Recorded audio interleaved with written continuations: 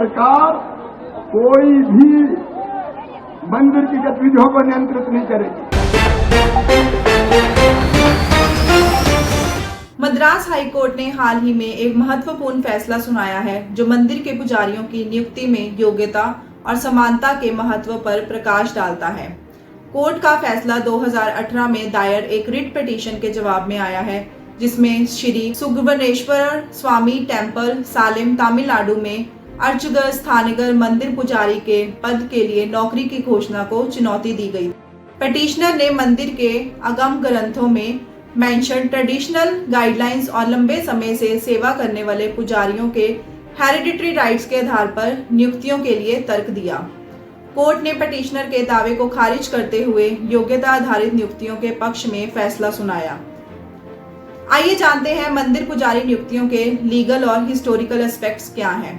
Article 15 religion, race, caste, sex और place of birth के आधार पर भेदभाव पर रोक लगाता है।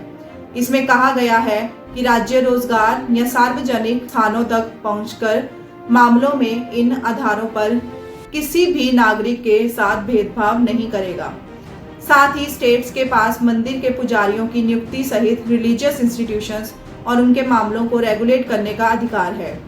स्टेट लेजिस्लेशन ऐसी नियुक्तियों के लिए क्वालिफिकेशंस, प्रोसीजर्स और एलिजिबिलिटी क्राइटेरिया निर्धारित कर सकता है।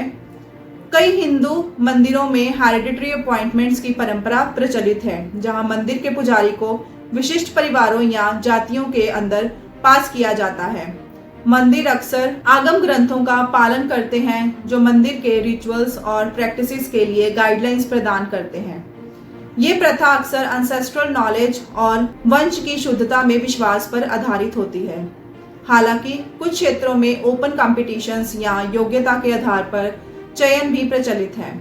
मंदिर पुजारी अपॉइंटमेंट्स के संबंध में सुप्रीम कोर्ट के फैसले क्या हैं, उसके ऊपर थोड़ी नजर डालते हैं।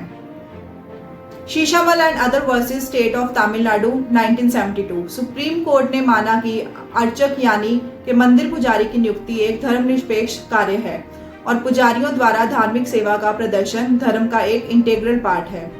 कोर्ट ने धर्मनिरपेक्ष और धार्मिक पहलुओं के बीच अंतर किया और कहा कि आगम ग्रंथों द्वारा प्रदान किया गया प्रिस्क्रिप्शन केवल धार्मिक सेवा का प्रदर्शन के लिए महत्वपूर्ण है।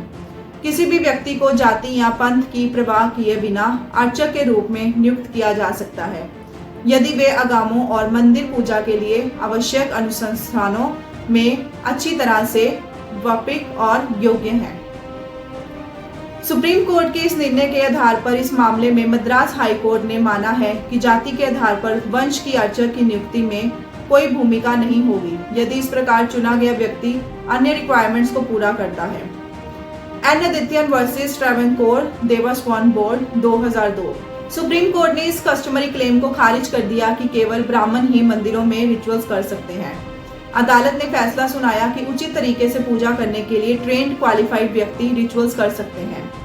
सुप्रीम कोर्ट ने इस बात पर जोर दिया कि कुछ मंदिरों में केवल ब्राह्मणों द्वारा रिचुअल्स करने पर प्रतिबंध ऐतिहासिक कारणों से था। आशा है कि इस वीडियो के जरिए आपको मद्रास हाई कोर्ट का मंदिरों में पुजारी नियुक्त करने का कानून पर पूरी जानकारी मिली होगी। अगर आपके मन में इसे लेकर कोई और सवाल है तो कमेंट सेक्शन में पूछना ना भूलें। धन्यवाद।